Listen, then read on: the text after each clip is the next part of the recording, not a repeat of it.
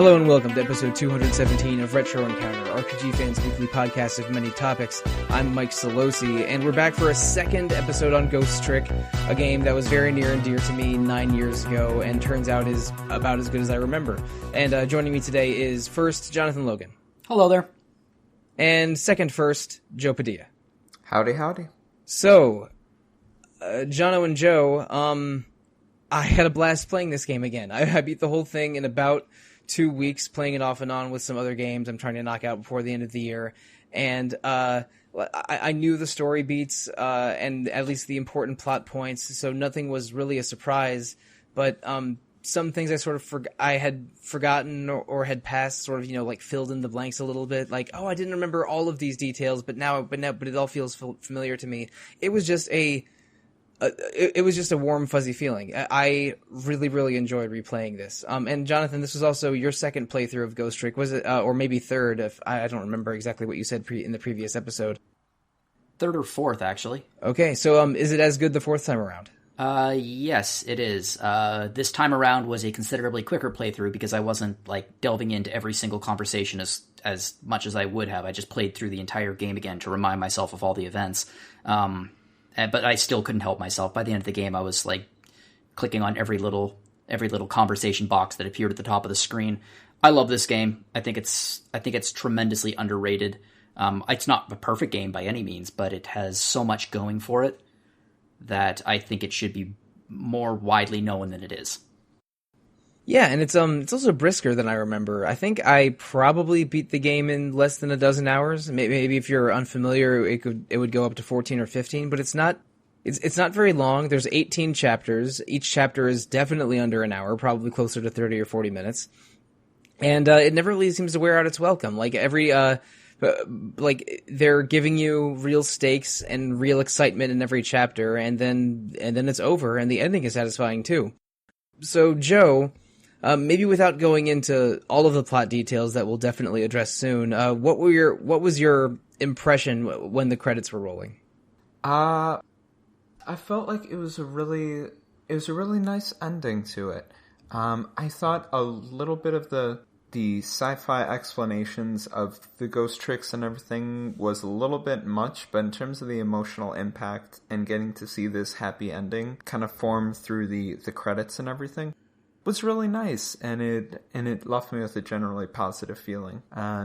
Characters who I had thought kind of little of ended up liking quite a bit in the end, and I think this is a great game. Excellent. I guess we're all in agreement. This is a really good, unique puzzle adventure, visual novel, whatever you want to call it. And it ends on a very positive note that is pretty remarkable in how it's able to tie so many threads together by the end. Or I shouldn't say so many threads, but it neatly falls into place at the end. Even though this is not the most complicated narrative, even though they do resort to some real weird, supernatural time-traveling nonsense in the latter chapters, to say nothing of being able to rewind time to 4 minutes before someone's death in every chapter. So many paradoxes. Oh yeah, if you treat time travel with a level of scrutiny or seriousness that makes you unable to enjoy some time travel stories, this is not your game. This game treats time travel as something that is a convenient plot device and not something that is, has universe impacting seriousness. Again, multiple characters in this game have the ability to rewind time to the point 4 minutes before someone dies, which is already weird. But where we left off was chapter 10, one of the more unusual death scenes in the game, because there's only one character in it anywhere. The justice minister having a heart attack because he believes his daughter's been kidnapped. And the operations you need to do to solve this one are, if left unattended, he'll accidentally knock his bottle of pills off the desk and then accidentally knock his pitcher of water off the desk. But what you have to do to succeed here is to gently shove the pitcher of water into his hand, so that gives you some extra time, and then ride some notes blown by a fan across the room to where the pill bottle is, throws a like stick a globe onto the sword of a suit of armor, and then play golf to knock the pill bottle closer to his feet, and then up a ramp so it lands on his desk. There's even a great slow motion moment where the bottle of pills is flying in the air. It is completely silly, but and to an outside observer, it's a man drops his bottle of pills, and then the bottle of pills are magically knocked back onto his desk. It's one of the weirder chapters in the game because it isn't really a murder, and there aren't really many players, but it fits the tone of the game, and it's delightfully weird how you arrive at a solution.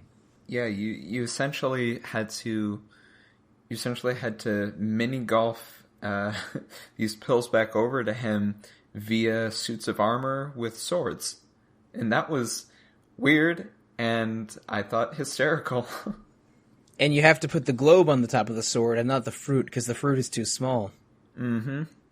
And you have to have the the lightweight jar as the fulcrum for the ramp, and not the heavy jar, because you can't knock over the heavy jar as easily. This game is completely bonkers. I mean, come on. Listen to myself, or don't. It's messy. I think it's one of the better puzzles in the game, personally. Like, it's one I had to put the most thought into, I think, and trial and error. Yeah, I think that I definitely had to employ some trial and error, especially in the second half of the puzzle, because the first half is sort of getting the water into his hand, and that's not that hard. But figuring out what elements can get the pill bottle back over to him, I thought was above average in challenge. But I think of it more as for being just sort of unique, but just because it's a guy having a heart attack in a room and not an elaborate murder. Yeah, is what makes this one of the more memorable puzzles to me. But I do agree it's memorable. But did we get much into the character of the Justice Minister and his wife and daughter in the first episode? I don't remember. I don't believe so. Right. In the apartment next to where Lynn and Camila live, there's a woman who enjoys typing on a typewriter and drinking wine, and her young daughter. And it becomes clear later that they're the wife and child of the Justice Minister, but they've had a falling out because of some decisions that the Justice Minister made. We meet them briefly a couple times earlier in the game, but it comes more to a head in the chapters right after the heart attack. Because to prove to the Justice Minister that his daughter is safe, you have to finagle getting a phone into her hands because her mom doesn't want her want the daughter calling their dad, and to do that you have to trap the woman in a chandelier with some help from some rats that take a lot of abuse over the course of Ghost Trick. I really feel bad for this game's rat population by the end. Oh yeah. Well, Sissel is just doing what Sissel does. Yeah. Yes, Sissel is very, very wont to manipulate rats to his or her purpose. Almost like it just comes naturally to him. Oh, I wonder why you'd say that. But yeah, what did you think of that one? I didn't think it was a very challenging one. The hardest part was timing it right so that you trapped her in the chandelier. It took me 3 tries. Yeah, that took me a little bit because she kept dodging, and I was like, stop being nimble. Yeah, she even goes full 180 degrees on one of them, like Neo in the Matrix or something. She's surprisingly limber. Must be all the red wine. She was another character who I did not like much at all early on in the game, and then as plot elements come to light, then you develop an affection for her. Yeah, I don't think there's any really wasted characters in this game. There's even the most minor character, like a prison guard, or the chicken kitchen guy, or the weirdo in the park who's handing out leaflets. They all factor into the story in multiple places and aren't just one-off characters necessarily. Yeah, it's pretty tidy and kind of keeping everything together, and characters coming back into the fold as they exit and everything. I thought it was surprisingly, I guess the word would be tidy, I guess, in that aspect. Everything sort of neatly falls back into place, which is something I enjoy about Dragon Quest games more so, and other RPGs that just have a way of tying up loose ends that not all video games do quite so successfully. But yeah, what is it called? Chekhov's gun. Every gun goes off in this game. Yeah, basically, well, Chekhov's gun is if you see a gun in Act 1, the gun will be fired in Act 3. This does employ foreshadowing properly, but also I don't know. It doesn't seem there's any wasted space in this game. And then by the time it ended, it felt like it almost felt too short, or that it had gone by quickly, which is a compliment, I think. Yeah, my experience was a little bit different because I hadn't played this before and had some difficulty with some of the puzzles. So for me, I felt like the pacing was just fine. It didn't feel particularly brisk to me, but if I were to have been better at the puzzles, I think it would have felt better paced in that respect. Yeah, one weakness to the puzzles in Ghost Trick, and I'm not sure if we mentioned this in the previous episode or not, is that basically every puzzle has one solution. And failing to notice one detail or not grasping one part of a puzzle's bizarre, goofy game logic can really stymie you for a while. This is jumping ahead a little bit, but in chapter, I think it's 15 or 16, which takes place in the superintendent's office, where there's for the first phase you have to avoid a bomb, and in the second phase you have to prevent the death of Inspector Cabanela. There's one part of that puzzle where you just have to pan the camera down and observe and find a leaf, and you have about a 3-second window to do that. Oh yeah. And I just couldn't figure out that I wasn't supposed to move. I wasn't supposed to act. I was just supposed to press the down button or scroll down with my stylus for about a second. And I was more stuck on that part of the game than maybe any other part this playthrough of all things. Like, again, missing one detail or failing to grasp one step in the path that they're making you take is what can stop you from solving a puzzle for an entire evening. Yeah, I think the one that gave me the most trouble was the first one where Missile's helping you out with it. The one in the park? Yes. Mm. Yeah, that one took me a little bit of time to kind of piece it all together.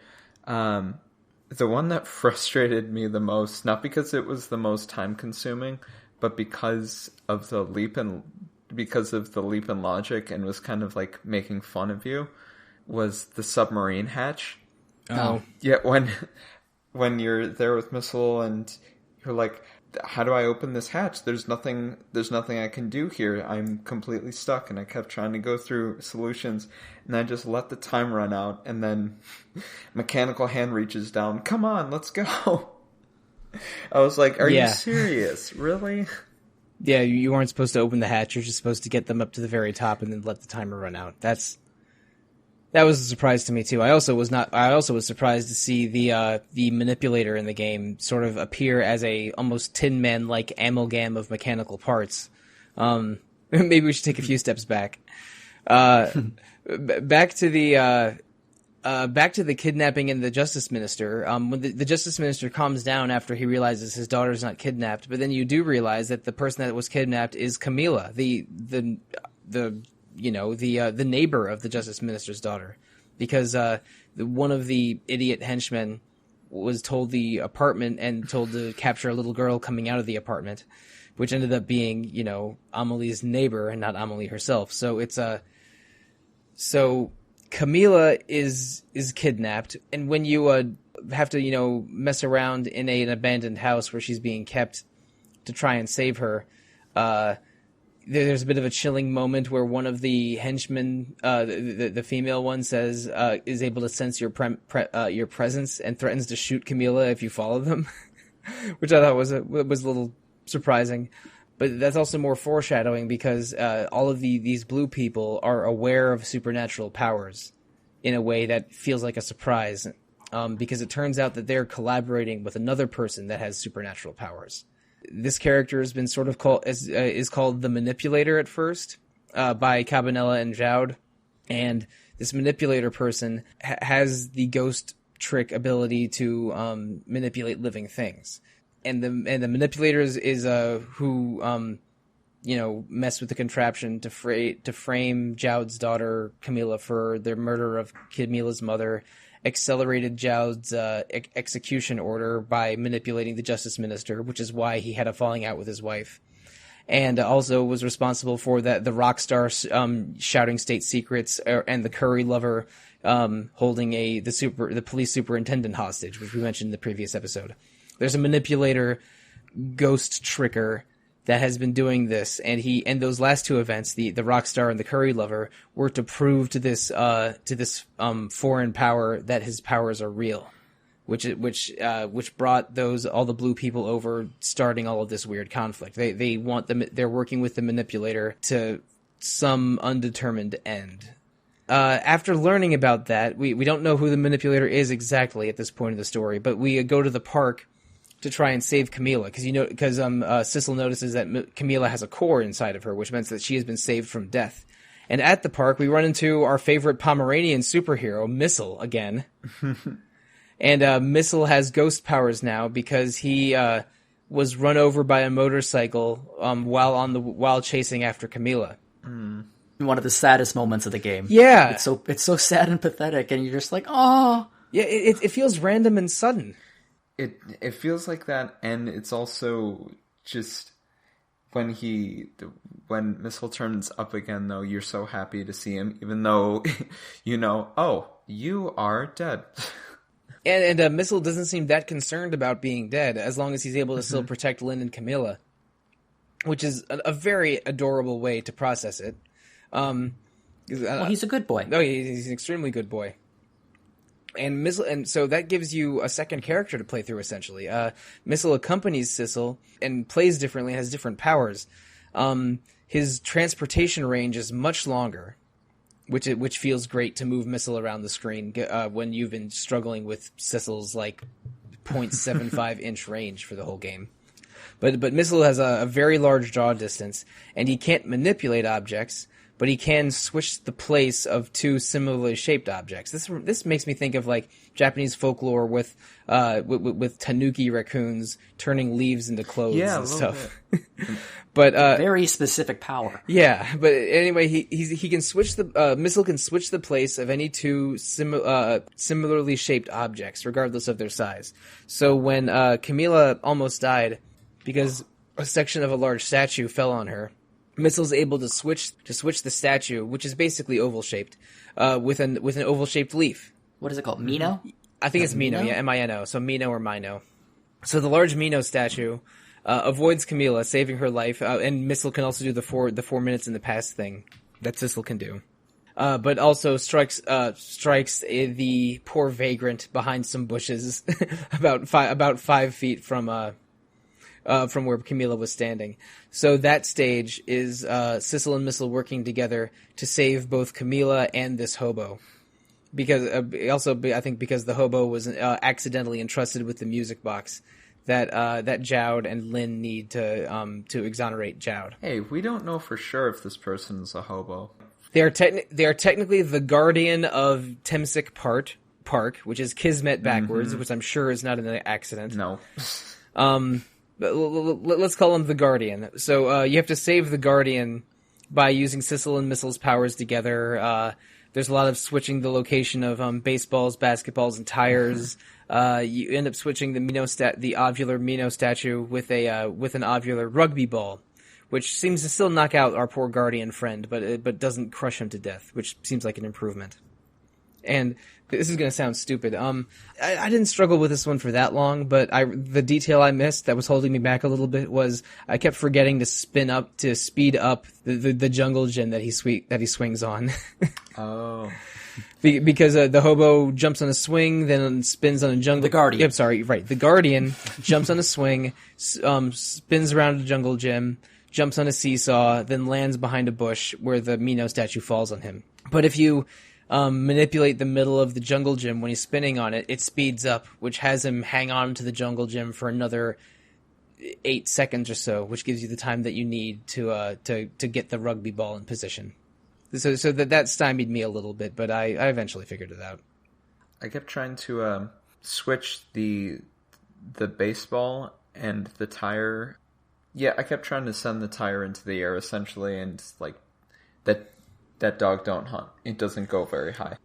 You got to get the basketball in the air. Correct. Yeah. Right. It took me a bit of time because at first I was trying to like switch them in midair and you couldn't do that, and there was a lot of complications that I had with that one. They really are using the rule of three here. You have the baseball, the basketball, and the tire that you have to get in the right positions, and then the leaf, the Mino statue, and the rugby ball in the right positions.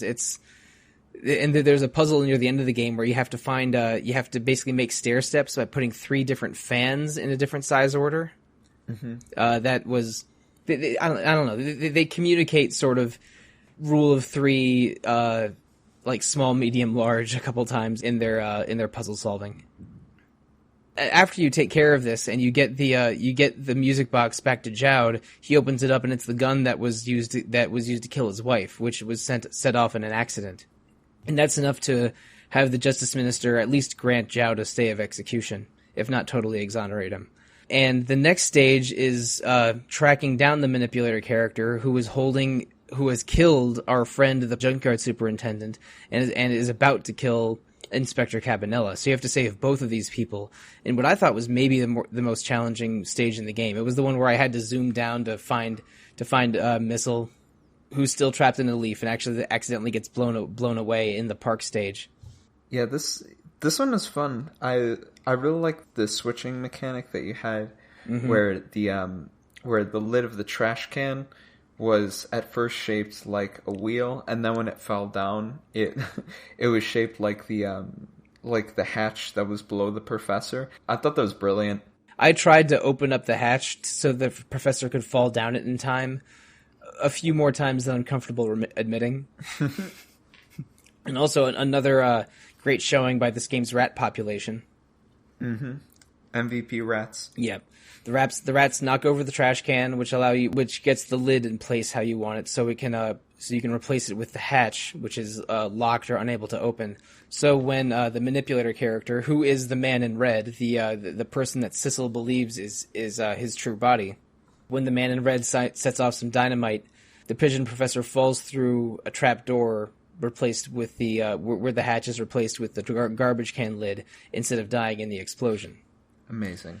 And then the second half of this stage is Inspector Cabanela being led upstairs, attempting to shoot the man in red and failing, and then the man in red taking his gun and shooting him back. And what you have to do to solve this one is jump around as Sissel and Missile working in tandem. Only have Sissel manipulate objects when the man in red is looking away, because he'll just sort of cut to the chase and shoot Cabanela if he realizes there's other ghosts present. But then basically get a knit cap shot across the room and landing in a certain place. So when the bullet's fired, you can replace the bullet-shaped hanging knit cap with the bullet-shaped actual bullet. So Cabanela gets like a soft cotton beanie launched into him instead of a bullet. The false solution of this puzzle, I think, is the best joke in the entire game. The helmet? The helmet. I did the helmet. I lost it. You can switch it with the helmet? Oh, you haven't seen this? No, I haven't. Oh my god, You should look up a YouTube video. You can switch the bullet with the hard hat. I lost it. Which Cabanela gets. Yeah, Cabanela gets it right in the face. Oh, that's excellent. At the speed of a bullet. But that's not a real solution. It won't work. Will it kill him? No, everyone will just be like, "Well, that didn't work." It's really funny. It's so good because it's like a pancake to the face, only it's a hard hat. A hard hat that's moving at the speed of a bullet. Yeah. Correct. It's great. Really love that. I will have to look that up later. At first I was like, well, maybe this won't kill him. And because I kept trying to, with the knit hat in the book, they kind of look like bullets already. So I kept trying to like switch it with those, and that wasn't working. And so then I accidentally did the helmet. That definitely didn't work. And then I got to the solution of Cabanela feeling all warm and fuzzy from a knit hat being shot into his face. Yeah, they really sell you on how soft that knit hat is. Like, basically encouraging you to have that be the projectile that hits him. I really wish Cabanela was just wearing that hat for the rest of the game. and just like in whispers being like, so warm, so fuzzy. I'm vaguely curious of the physics. Getting a woolen cap in the face at the speed of a bullet, would that still hurt? I'm not sure. Let's test it. Volunteers? What? I brought it up. I'll do it myself. Either of you has permission to shoot me in the face with a knit cap. Okay, if I can work out the ballistics of that, then I will be ringing you up, Joe. But in the meantime, let's focus on the video game where this can happen extremely easily. The Pigeon Professor and Cabanela really end up knowing way more than you definitely assume they do at the beginning of the game. Cabanela apparently was such a ruthless investigator only so he could rise in the ranks high enough to figure out how to save Jowd. He wasn't ignoring Jowd. He wasn't disrespecting him. He was doing all of this to try and help him. And that eventually got him a leadership within the Special Investigations Group and some access to this information about the manipulator. And the Pigeon Professor was researching the radiation coming out of that meteorite in the park. And eventually, the professor and Cabanela came together and came to the conclusion that the manipulator had powers granted by that meteorite. And all of this leads to Cabanela when he shot the man in red, unsuccessfully, still at least put a GPS tracker in him, which allows Jowd and Lynn to chase the man in red to the villain's hideout to try and stop the manipulator character, who again is the man in red, and rescue Camila. And it ends up being a submarine just off the shore of Japan. That's somehow tapping into underground cables in order to stay on phone lines. I never totally understood that. Nope, that logic doesn't really appear present. Yeah, but their technology is a little bit off, so it kind of works. That's right. Yeah. I am in the utility business indirectly, because I work for an engineering office that does water and sewer stuff, and I don't think this is how it works. Just my professional opinion. Well, when you figure out the gun that shoots knit hats, try to build a cable-ready submarine, and you might be on a roll. No, maybe I could just go to a basketball game and steal one of those T-shirt guns, and that might get us 80% of the way there to a knit hat cannon. Hey, 80%'s a great start.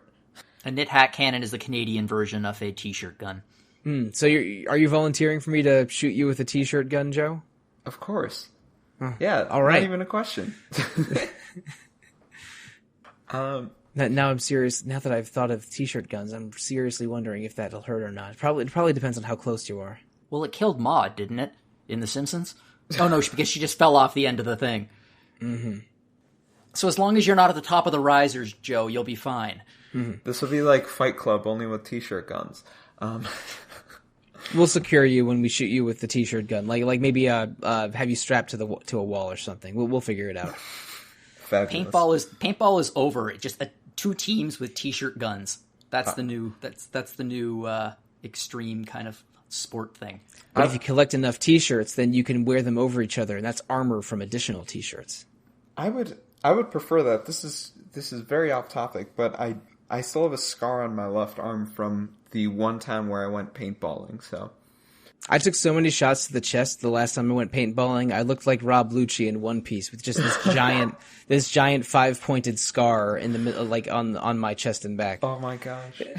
Okay, anyway, enough about paintballing and T-shirt guns. We're in a submarine now. Sissel and Missile and Lynn and Jowd are trying to rescue Camila. There's a really scary moment where the manipulator almost shoots and kills Lynn while he's controlling Camila with a submachine gun.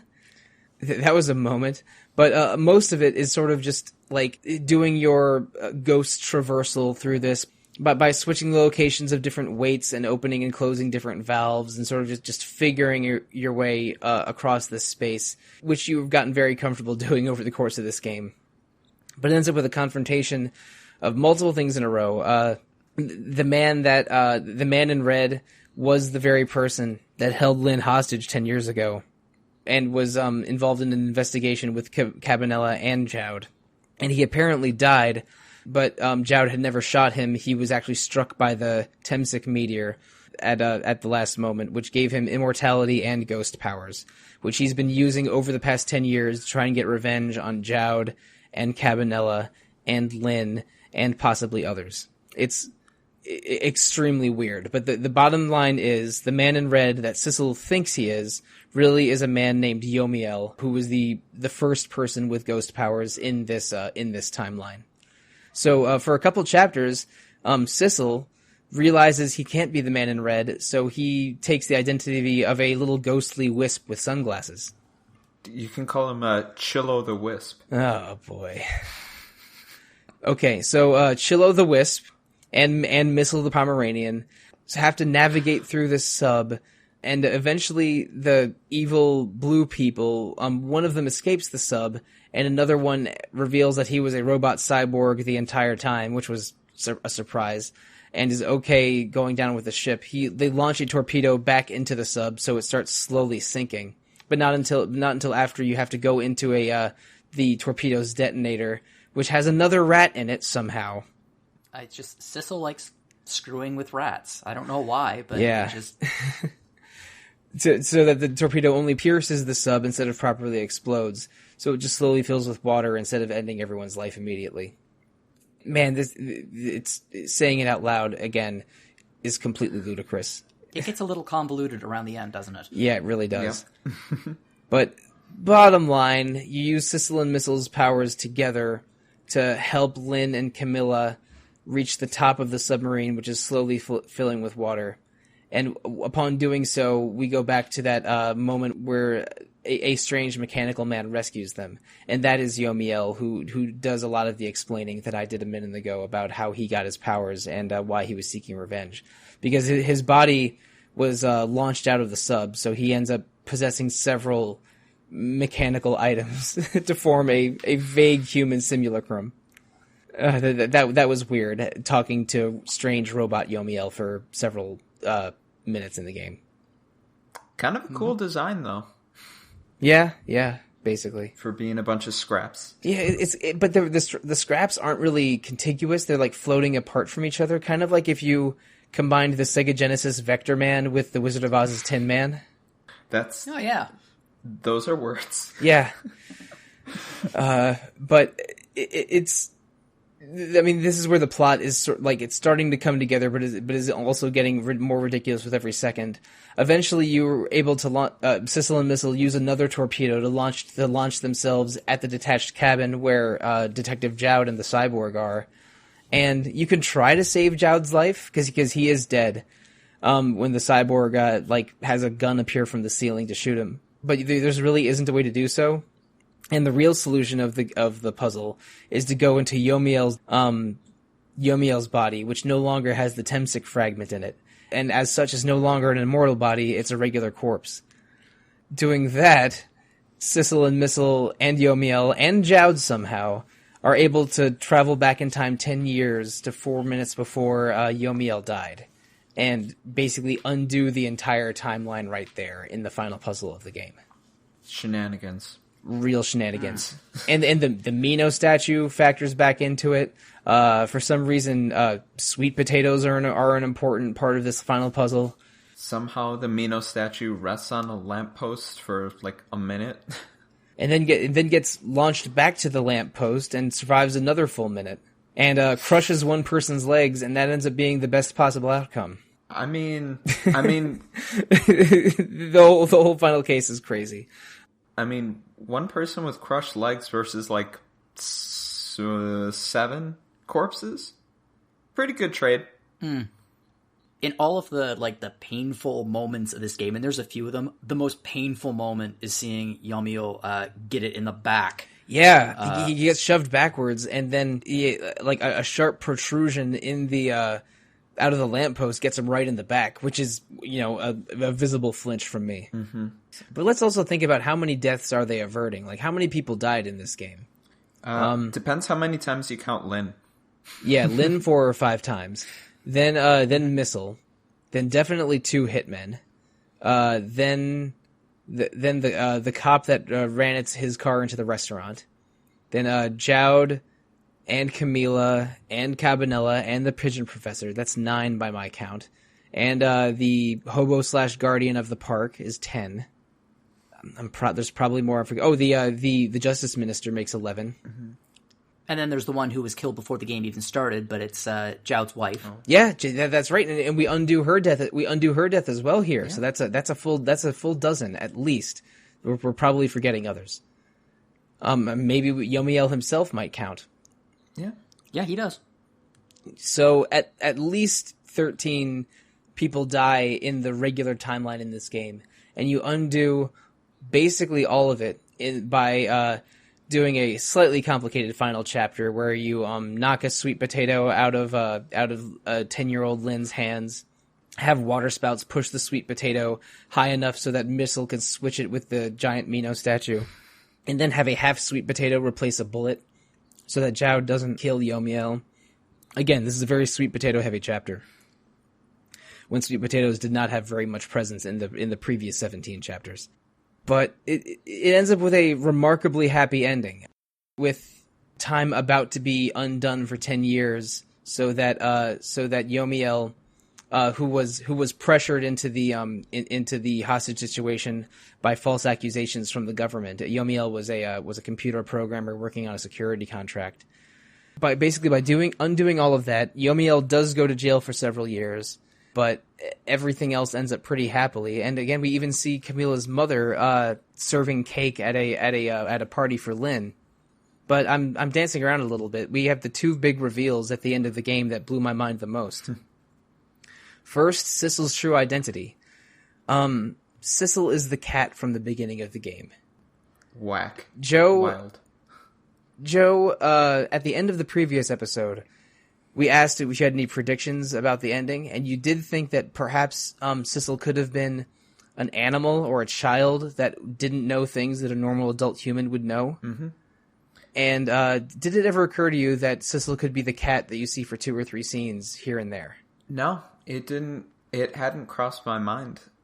Yeah, I was pretty taken by surprise when I started seeing it forming. I was like, I didn't know that Sissel was the cat up until they showed that you went back 10 years to that night, and you see the cat. Yeah, and I saw the cat, and I was like, oh, because with everything else in the game, there's so much that's so deliberate in this game, from Cabanela, shooting a bullet that he knew wouldn't do anything to Yomiel, to the errant first shot that Lynn has on Yomiel. So I was like, okay, this cat is unaccounted for. This is Sissel's character. Yeah, and there's a reason they have it tie in that Sissel the cat was there at the event 10 years ago. They mentioned that he was a stray kitten, and that after Yomiel's in the original timeline, after Yomiel dies, he tries to snuggle up to Yomiel's corpse, and Yomiel decides to adopt Sissel. And when Yomiel was planning his revenge for 10 years, Sissel the cat was his constant companion. And Yomiel named the cat Sissel because his fiancée, who committed suicide after following his Yomiel's death, was also named Sissel. So he named the cat after his departed fiancée. And for 10 years, Sissel is the happy cat companion of the revenge-obsessed Yomiel. But that's undone when you divert the path of a meteor that kills Yomiel, and it lands in Sissel the cat instead. So in the epilogue, Sissel is an immortal kitten with ghost powers, and at roll credits. But I jumped over the other big twist. You meet up with Ray again just before you rewind time back to undo the mess of the past 10 years, and Ray ends up being a time-traveling 10-year-old version of Missile the dog. Oh boy. And then you get to see an entirely other version of the night's events, which is so cool. You see an alt-timeline version that happened before the events of the game proper, where Sissel basically ignores the plight of Lynn and others. Missile and Camilla both die in the apartment, but when Missile dies, he's standing close enough to Yomiel that the meteorite radiation inside Yomiel affects him. That's how Sissel got his powers too, because he was in the basket right next to Yomiel when the errant shot from Lynn killed Sissel. So Missile, with powers, basically just sprints around trying to figure out how to save Lynn and Camilla, and even meets with Sissel, but is unable to get the help he needs. And another small detail, when someone gets ghost powers by dying within the vicinity of the meteorite, the powers differ from person to person. Yomiel can manipulate people or objects, but he can't rewind time. Sissel can rewind time and manipulate objects, but can't control living creatures and can't switch objects like Missile can. Missile is more mobile than Sissel and can rewind time and can switch objects, but can't travel through phone lines. And the fast travel ability that Sissel has is quietly crucial to the entire plot of this game. Again, proving that the best powers are time travel and fast travel. Yeah. So yeah, if you make an action game in 2020 without fast travel, make another action game.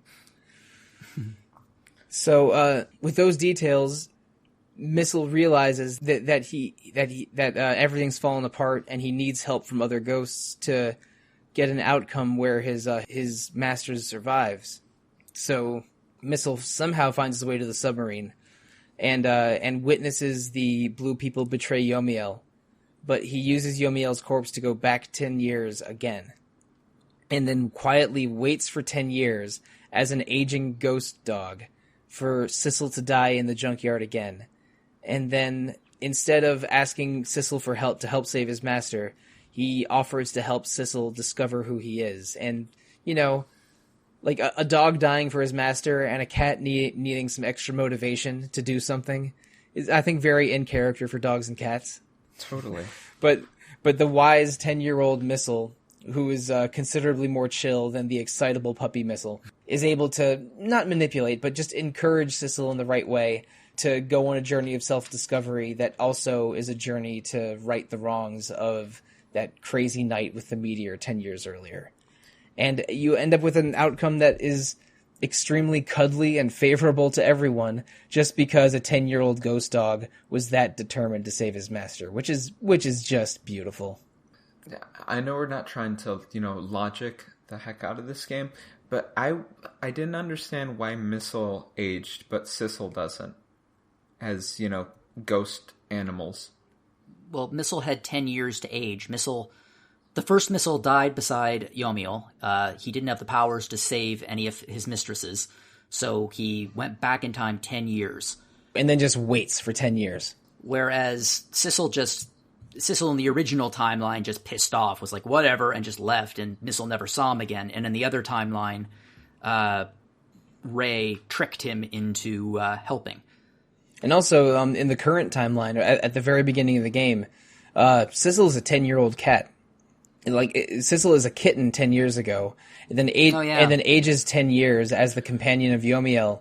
And 10 years for most cats is really middle age. They're not ancient.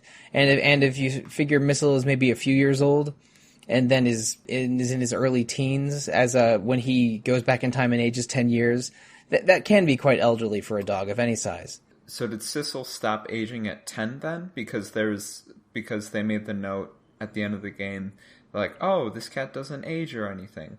No, that's a kitten Sissel. That is the kitten Sissel. There was a stray kitten in the park that in the original timeline is adopted by Yomiel, but he stops aging because kitten Sissel gets hit by a meteor. Oh God. Okay. Yeah, okay. I know. Adult Sissel goes back in time, and then when they change the past, they change everyone's future, and this timeline resets with kitten Sissel having a meteor inside him and becoming an immortal ghost cat. Oh God.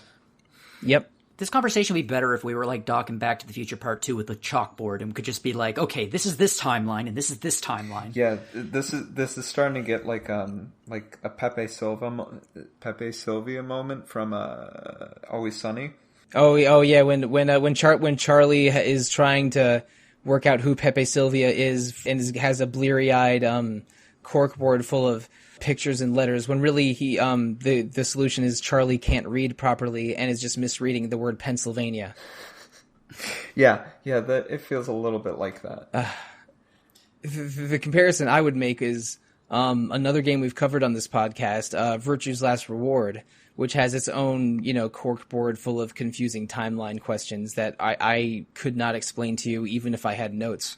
Ooh, I still need to play that. Oh, it's great. Uchi Koshi is a hell of a game writer, and I strongly recommend playing 999 and Virtue's Last Reward. and the Somnium Files, and somewhat less recommend playing Zero Time Dilemma. Yeah, I've heard that across the board. There's a reason that we did a podcast on 999 and VLR and then stopped before doing a ZTD. It's because a few people on the podcast, myself included, were less eager to replay that. But yeah, Uchikoshi messes around with timelines and parallel universes, but so does Ghost Trick. Amazingly, I was playing those two games, the Somnium Files and Ghost Trick, two murder mystery visual novel science fiction puzzle adventures, basically back to back.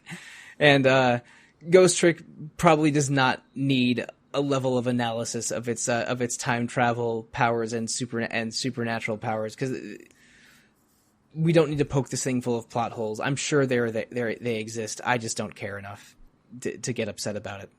Yeah. I thought about it quite a bit. I feel like the timelines, they sync up. It's pretty watertight. It's just 3 different timelines, 2 of which cease to exist. Yeah. Like, it's not a big concern of mine. For me, I will, in basically any story, I'll accept many leaps of logic as long as I'm interested in the themes or the philosophical nature of the characters or something. So I can deal with a lot of bull in these games. Yeah, I'm willing to suspend my disbelief that I am very okay with this fast and loose time travel, and I'm just happy that everyone seems to be happy at the end. I'm very tickled that an immortal kitten gets to live with a loving family, and that's the epilogue. Yeah. It's funny, I have a lot of fond memories of this game, but my fondest memory of this game has isn't mine. My partner adores cats. Like, she loves cats arguably more than she loves me, and I'm fine with that. I'm fine with that, and I was always recommending to her, honey, you really need to play Ghost Trick. You need to play Ghost Trick, and finally, I got her to play Ghost Trick. So what was the look on her face when she realizes Sissel is a cat? Oh, I was just sitting there waiting for the moment. I was so excited. I was just sitting there, and I remember it very clearly. I'm at my computer, I'm typing something, and then I just hear from behind me, I'm the kitty! And then, like, she was enjoying the game, and then it just it went to an entirely other realm of enjoyment at that point. And like, she was, like, especially, there were tears when at the very end of the game in the last section where the kitten version of Sissel is just saying, somebody see me, somebody pay attention. Yeah. And it instantly became, like, one of her favorite games at that moment. Yeah, if somebody loves cats, and, like, really loves cats, and they like adventure games, this is the thing to put in their lap when they have no idea about the ending. I also think this is a wonderful game for dog appreciators, because Missile, being this overexcited Pomeranian that Sissel refers to as a little warrior, is very cute, and like dog owners will get it. Like, oh yeah, it's a little warrior. It's a dog acting this excited. But then Missile's unwavering devotion to try and save Camila and Lynn, even in death, and then going back in time and waiting 10 years for a better opportunity to save everyone, is just, that's just beautiful and even heartbreaking. And for such a positively portrayed dog and cat in their own way, I think that dog and cat lovers should try to avoid getting spoiled by the true identities of Sissel and Ray, but also just, I think if you love dogs or cats or both, you'll get more out of that, out of those endgame reveals. Because I like cats. I am not anti-cat, but I grew up with dogs my whole life and love dogs very much.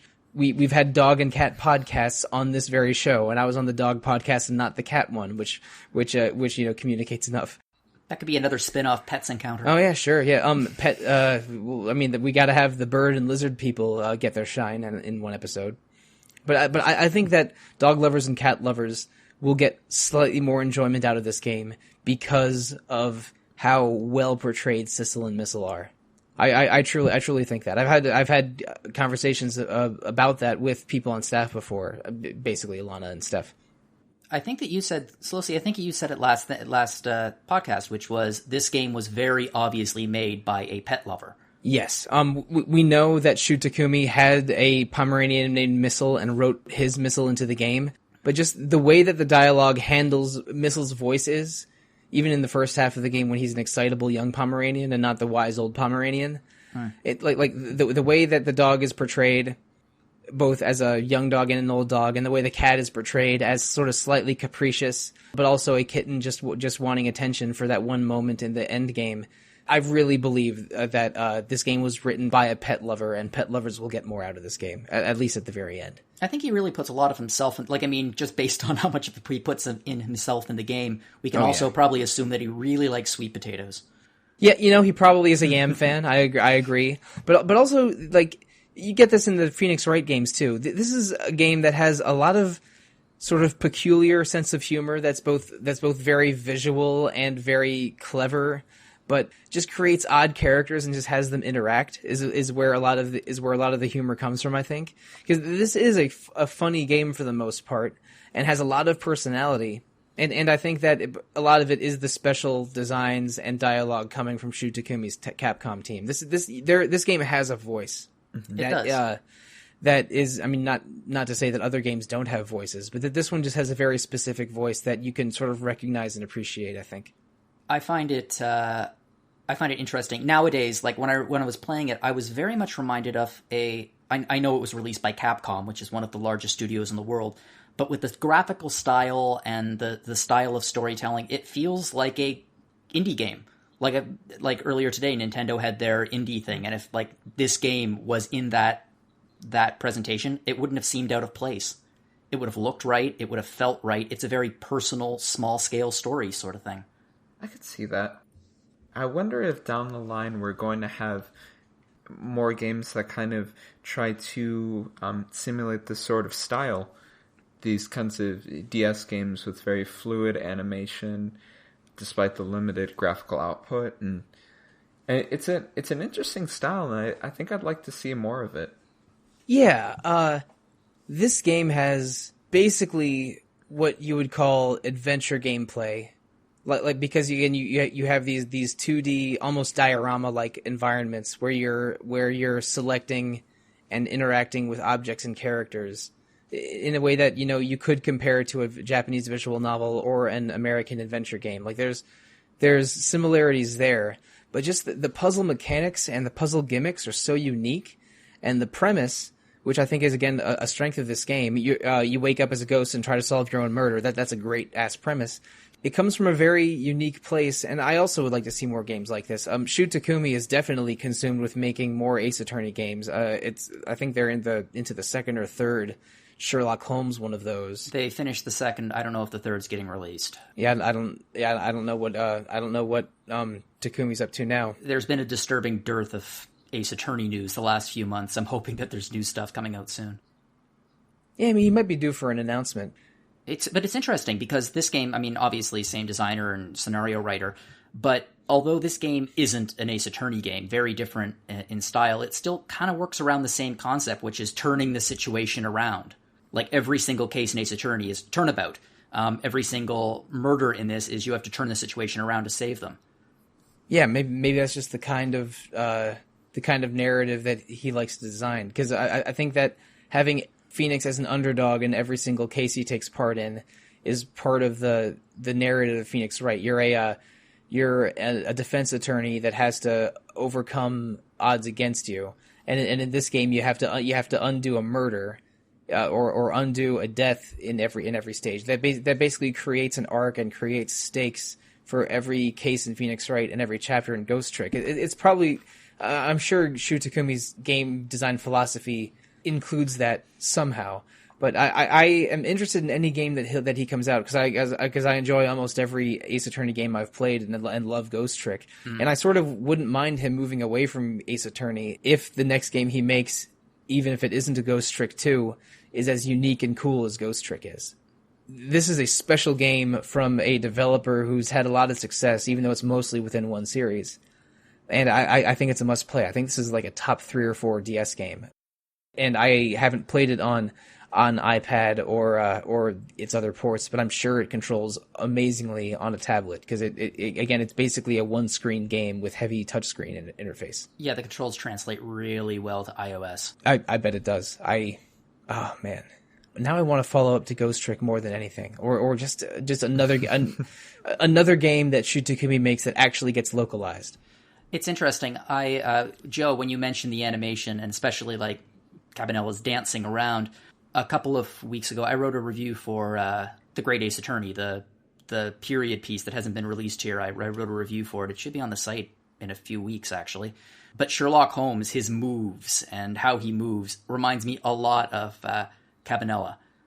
I love the animations in this game so much. Cabanella is one of the standout examples, and we mentioned it in the previous episode, but these are some of the most entertaining character movements of that entire era. Yeah, he's got some good dancing in this game.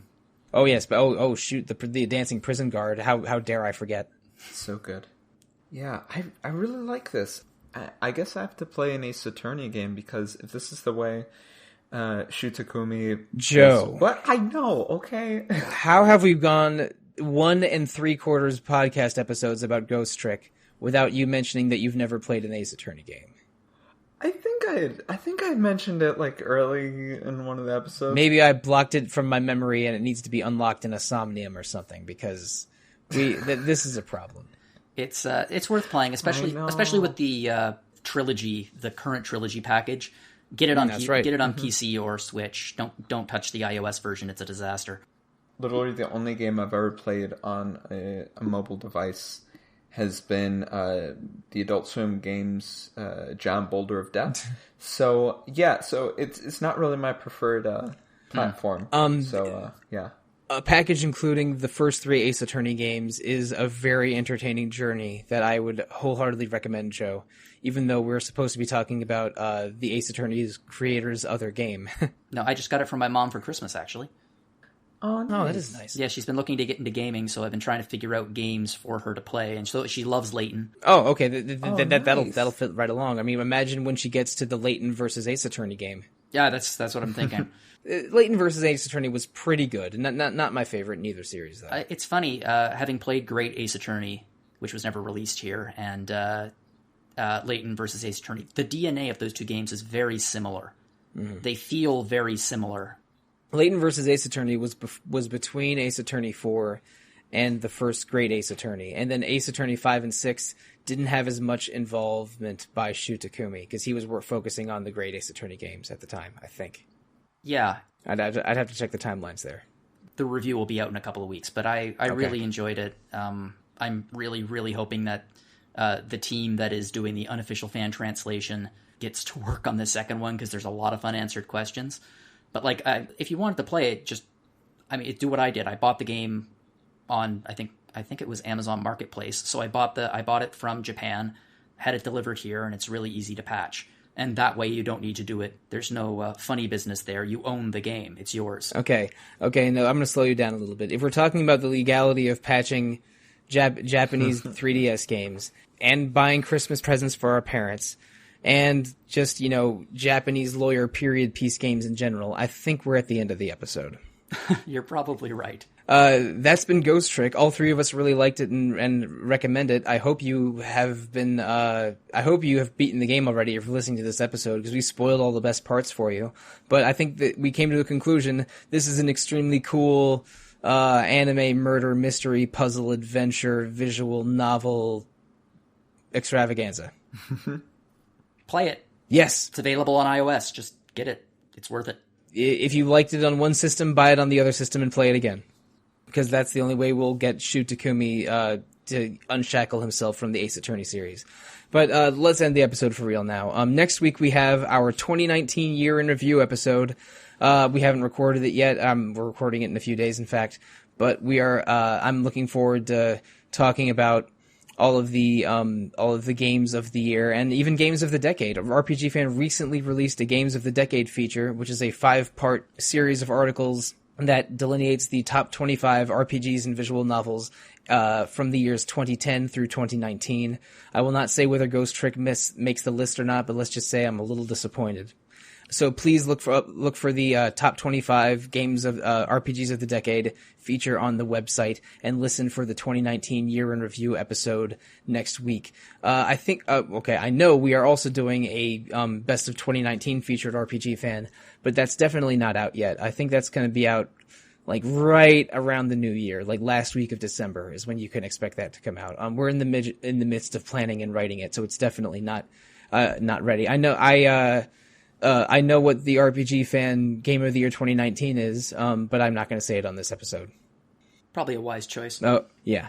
But after the 2019 year in review episode, we are doing 2 episodes on Suikoden 5 in January, a special PlayStation 1 episode in January, and a couple more that I haven't nailed down yet, but we are definitely going to have plenty of Retro Encounter for you, the listener, in the new year. And listeners, if you want to reach us directly, the best way to do so is to email retro@rpgfan.com. You can also find RPG Fan on message boards on rpgfan.com. We have a Facebook page, an Instagram page, a Twitter page, a Discord server, and a Twitch channel with something streaming every day. RPG Fan is the host of 4 fine podcasts, including Retro Encounter, which you're listening to now, Random Encounter, which is focused on randomness and current events, Rhythm Encounter about RPG music, which sadly hasn't had an episode in a few years. And lastly, Phoenix Edge, a recent addition to the RPG Fan family of podcasts who are hosted live on YouTube every week and mostly focus on current events. You can review our Retro Encounter or any of those podcasts on iTunes or Google Play or however you're listening. Please do so. 5 stars, 5 stars. We welcome any feedback you may provide. So let me finally stop talking for a few seconds while Jono and Joe share their social media with you, the listener. So starting with you, Jono, how can listeners reach you? They can find me on Twitter at Jono Logan, and just my stuff on the site. Okay, Joe, same question. You can find me on Twitter, Discord, Instagram, and probably other outlets as @QueersForFears. And listeners, you can find me most easily on Twitter. I'm at The Real Monsoon most of the time, at Evoker for Dogs other times, and on the RPG Fan Discord, I am Monsoon Mike. So we ghosted and tricked our way through 18 chapters of a pretty cool murder mystery game that goes real weird places with ghost cats and ghost dogs. And technically the entire game takes place in a single evening over about 6 hours. That's one crazy part that I seem to neglect. That the whole game takes place in a single night. Sissel thinks that it's because he'll stop being a ghost in the morning, but really just Missile was messing with him. That's Kismet. Indeed. Kismet in Temsic Park. Thank you, good night, and good luck.